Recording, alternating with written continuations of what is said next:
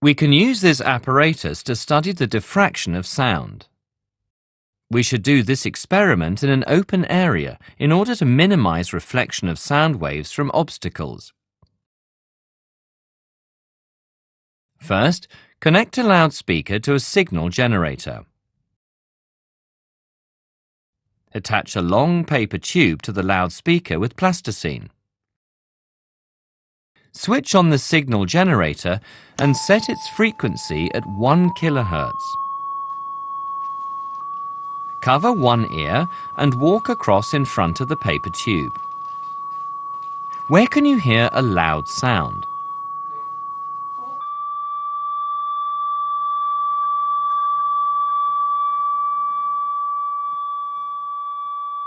We can also detect the sound using a microphone connected to a CRO.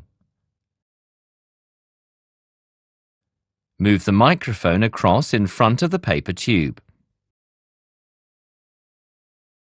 Pay attention to the change in amplitude of the waveform on the CRO. Locate the area where a loud sound is detected.